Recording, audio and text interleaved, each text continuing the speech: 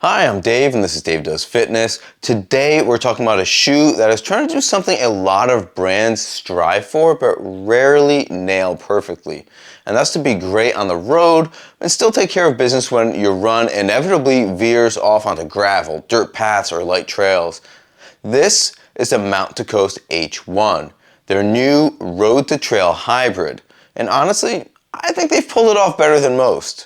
If you're not familiar with Mount to Coast, they're a newer brand on the scene. They came out with their debut models just last year, and I've reviewed both the R1 and T1 models on this channel, with their target market being long distance running and more specifically, ultra marathons. Their first shoes like the R1 and P1 were built for pounding out hundreds of road miles without falling apart, and some runners in the ultra community went nuts over how durable these things are. There was even a guy that ran over 700 miles in a single pair doing some crazy Strava Chipotle challenge and won free burritos for a year. Now I like Chipotle every once in a while, but I think putting on a year's worth of burritos sounds like a bigger challenge than running the 700 miles over the month or whatever it was. The H1 takes that same durability mindset but flips it towards more mixed terrain. So jumping into the specs of the Mount to Trail H1, you're gonna run $160 on the price here. They're gonna weigh in at 8.5 ounces and a men's 9. You've got a 35mm heel stack, a 29mm forefoot, for a nice 6mm drop that feels nice and natural to me. That's kind of where I like to have my shoes, 5 or 6mm. The midsole on this is a circle cell foam, and this is interesting stuff. It's made from organic waste and biomass, which is, I guess it's nice from a sustainability point of view, but Mount to Coast also claims there's performance benefits, as they say this material bounces back like a PEBA foam while lasting almost twice as long. The outsole has their Versagrip rubber with moderate lugs that aren't as aggressive as the lugs you'd find on a dedicated trail sneaker. And the upper has this cool dual zone design that has jacquard at the top, while the bottom is reinforced with aramid fibers. Yeah, it's the same stuff as like Kevlar. Plus their tuned fit dual lacing system, which I'm a huge fan of. It's on all their other shoes, so you're able to kind of tighten down the midfoot while leaving space to splay and breathe with your forefoot. So I've got over 120 miles on the Mount to Coast H1s at this point. I was able to get a pair right when they came out, and Mount to Coast is actually pretty laid back about how quickly review videos come out. I don't feel comfortable throwing out a review video on shoes if I've only had them for a week or two, because I feel that how they hold up and wear in is a big part of the purchasing decision. Like saying they feel great in a first run is nice and all, but what if they fall apart after 50 miles, or the foam is completely dead after 100 miles? So that's why I like to give a shoe review a bit more time, and why I appreciate Mount to Coast being cool about it. Now, to be honest, where I typically perform my runs, I'm on pavement most of the time. But to get in some variety and even a little bit of adventure, I do love to turn off onto gravel paths and dirt trails. I'm also not a stranger to a trail race or two. Now around me there isn't much terrain that is super rocky or technical, so if it was, I'd grab something with bigger lugs like the Mount to Coast T1 trail shoes, which is most of the time totally overkill for me. But the H1, it kind of hits that perfect Goldilocks zone where it's great off the road but still pretty good on. So out on the road it feels fast and responsive without being too harsh with the lugs.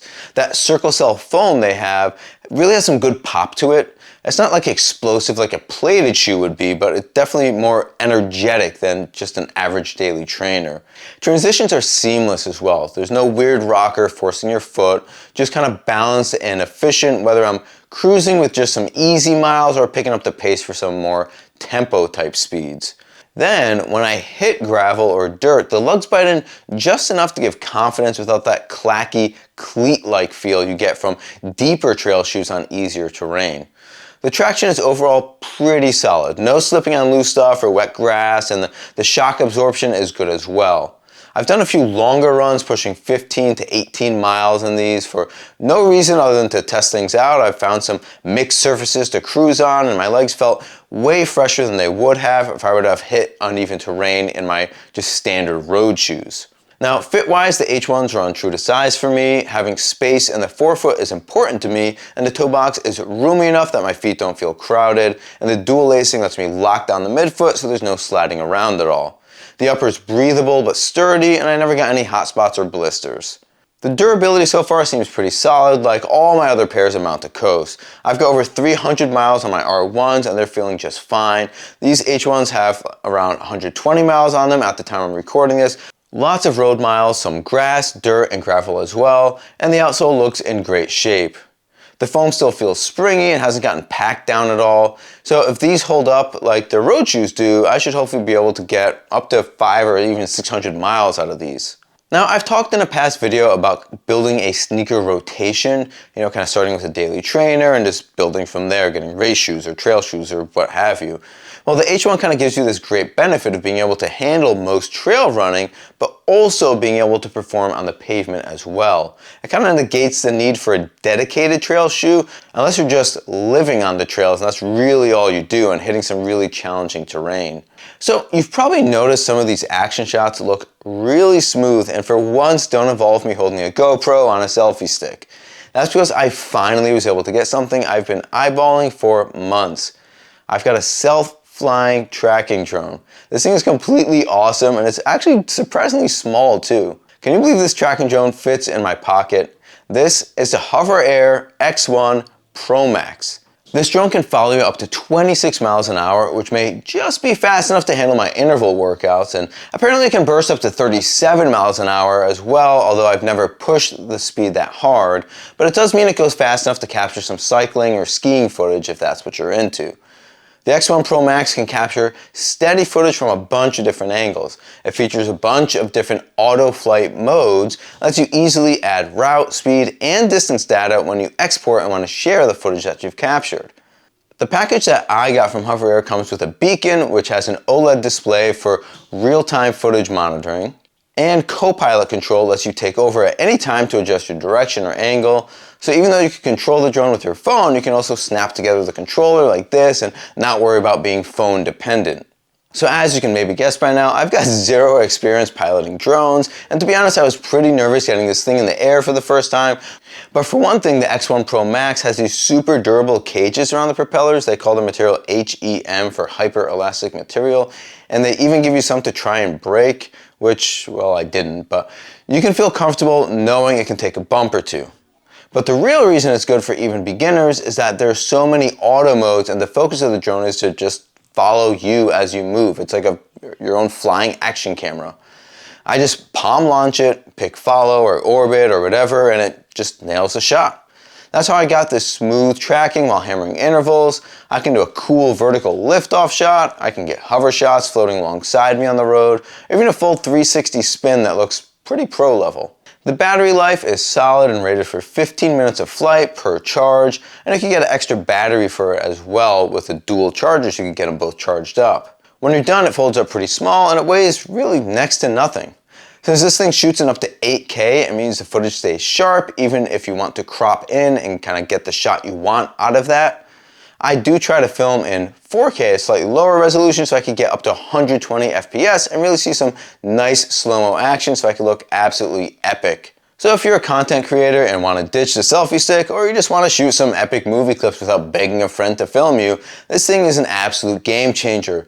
The Pro model starts at $499, the Pro Max starts at $699, and you can get assorted bundles with cases, controllers, extra batteries, and whatever else to figure out for your best setup for your use case.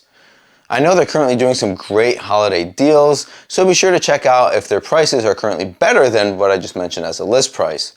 I'll have links in the description for both the Mount to Coast H1 and the HoverAir X1 Pro Max. Using those may support the channel, but of course they will cost you absolutely nothing. So yeah, that's why I look so awesome in this video, and hopefully in many videos going forwards. But anyways, back to the shoes now. The H1 has quickly become my go-to shoe when I'm gonna hit the trails, or I just don't know exactly where the run will take me. I recently did some traveling, I wasn't sure what kind of terrain I was gonna be on, so what did I make sure to reach for when I can only fit one pair in my luggage? The H1s.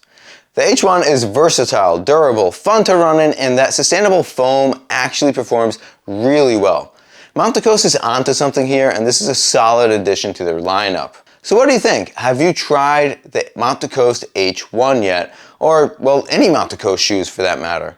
Is a true road to trail hybrid something that you've actually been looking for, or do you prefer having dedicated road and trail pairs? Drop your thoughts below. I'm curious if these live up to the hype for you guys as well. As always, I'm Dave and this is Dave Does Fitness. Have an awesome day and stay fit.